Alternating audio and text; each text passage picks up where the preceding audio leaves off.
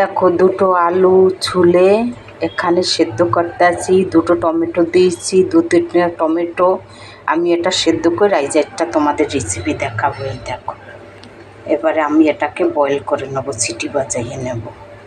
দেখো এটাকে আমি সিটি বাজাবো, 3টা সিটি বাজাবো। দেখো আমার আলু সেদ্ধ হয়ে গেছে, এই যে এই আমার আলু সেদ্ধ হয়ে গেছে। দেখো এবার এটাকে আমি বানাবো, তোমাদের দেখাচ্ছি রেসিপিটা আমি। দেখো আমি এখানে মেপে নিই নাই, সুজিটা আন্দাজ করে 1 বাটির মতো নিয়েছি। আর একটুখানি আমি ময়দা দিয়ে দিলাম, তাহলে ভালো, বেশি ময়দা দিলে ভালো হবে না, খাস্তা হবে না। তোমাদের দেখাচ্ছি জিনিসটা। দেখো আমি নুন দিয়ে দিলাম, এই যে দেখো। দেখো এর ভিতরে আমি সাদা তেল দিয়ে দেবো, তেলটা একটু গরম করছি, জিনিসটা ভালো হবে, তাহলে খাস্তা হবে। এই দেখো,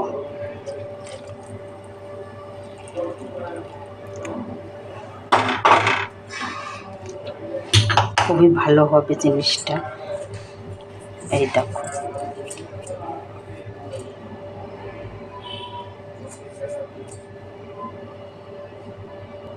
দেখো জিনিসটা এরকম মুট করে নেবে, দেখবে যেরকম দলা পাকায় তখন ভাববে জিনিসটা খাস্তা হবে। এবারে আমি এটাকে জল দিয়ে মেখে নেব, তারপরে 10 মিনিট আমি রেখে দেবো এটা। দেখো এই জিনিসটাকে এরকমভাবে আমি মেখে নিয়েছি। এই দেখো, বেশি শক্ত না আর বেশি নরমও না। এই দেখো, এবারে আমি এটাকে ঢেকে রেখে দেব। এই দেখো,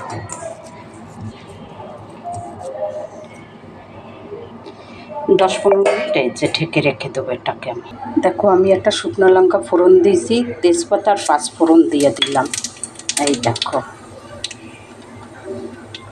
তারপরে টমেটোটা আমি ঢেলে দিলাম।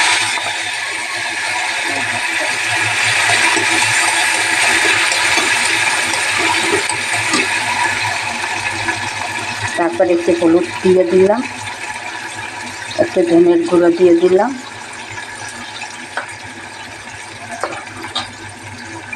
আর স্বাদ মতো নুন দিয়ে দিলাম। এই দেখো, এতে আমি আজকের আর শুকনো লঙ্কার গুঁড়ো দেবো না, আজকে বিনা শুকনো লঙ্কার গুঁড়োতে আমি বানাবো এটাকে। এই দেখো হচ্ছে,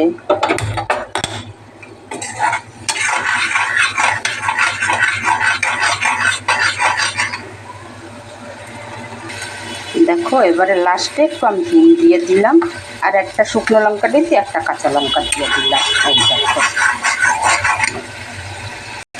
দেখো মশলাটা হয়ে গেছে। এই যে দেখো, এবারে আলুটা ঢেলে দেবো আমি।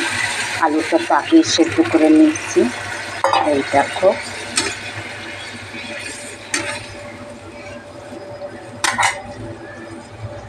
দেখো আমি একটুখানি কস্তুরি মেথি দিয়ে দিলাম, দারুণ হবে জিনিসটা, গন্ধটা সুন্দর হয়।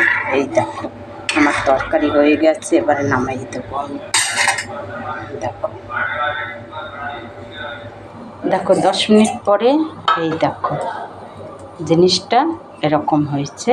এবার এটাকে আমি বেলে নেব। দেখো এটাকে বলে আলু চাট পাপড়ি।